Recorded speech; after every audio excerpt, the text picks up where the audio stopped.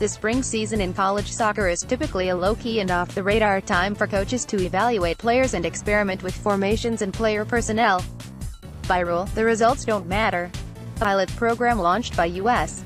Soccer with 6 schools, North Carolina, Clemson, Wake Forest, Virginia, Georgetown and Duke, turned this notion on its head for the recently completed spring season.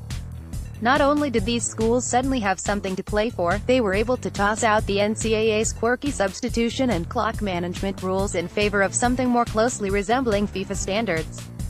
I feel like this tournament gave us a better initiative to work hard in the spring and gave us important games that mattered, said Virginia forward Raheem Taylor Parks, a former Union Academy and Bethlehem Steel FC player from Florida.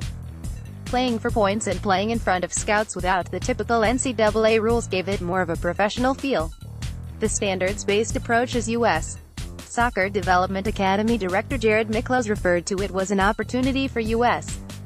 Soccer to take a closer look at a level in the game, in between the development academy and the professional ranks, where the pathway is painfully disjointed. Doing something is better than waiting on the NCAA. Though the spring program was intentionally done on a small scale, Miklos said he was pleased with the play on the field and the feedback and data collected from the competition, which North Carolina won with a 5-0 record while outscoring opponents 13-2. Limiting substitutions forces players to think differently. Coaches have to coach the game differently, Miklos said in a recent interview with Brotherly Game. It brings stability to the game and gives the game back to the players. In addition to more limited substitutions, teams were allowed 7 subs at specific stoppages and no re-entry. U.S. Soccer had scouts present and provided a coaching education workshop on the eve of the last day of competition at Wake Forest. Playing under FIFA rules was fantastic, and every game was competitive as each team presented different challenges, UNC head coach Carlos Simoeno said in a statement to U.S. Soccer. In the future I hope U.S. Soccer and college soccer can expand on our relationship to build our sport and help our student-athletes gain valuable experiences. Taylor Parks, who has been outspoken with his support for a proposal to expand the college season to 2 semesters, said the spring program is a step in the right direction toward reform. It's the most logical thing to do, Taylor Parks said. Extending to a full year instead of playing 2 to 3 games a week squeezed into the fall season would help immensely. Taylor Parks is one of several Philadelphia Union Academy alums who participated in the program, which more closely resembled gameplay in the free-flowing, possession style of the Development Academy than it did the jagged and too often predictably frantic style of a typical college game. In addition to Taylor Parks, Philadelphia Union Academy alums in the competition included Wake Forest teammates Justin McMaster and Joey Desert and North Carolina teammates Will Campbell and Jack Scaffon. Virginia forward Jaron Nixon also spent time in the Union's youth system before heading to Charlottesville. The fact that U.S. Soccer put their name on it made it more professional and the setup was good, said McMaster, who found the back of the net in the final game against the Cavaliers, which went on a goal assisted by Taylor Parks. I also thought because U.S. Scouts were there, people were a lot more motivated to prove themselves. Born in Atlanta, Georgia, McMaster grew up in Jamaica before joining the Union Academy when he was 15 and has received call-ups to both Jamaican and U.S. youth national teams. His last call-up was in January as part of the first-ever youth national team summit camp. He had a pair of goals and 3 assists as a freshman on a team that sent 5 players to the professional ranks, including Philadelphia Union homegrown Mark McKenzie. McMaster said seeing so many players around him go to the professional ranks is good motivation.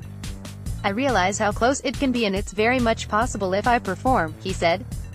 I know that people are watching me and it's very much possible. Desert, a Jackson, NJ.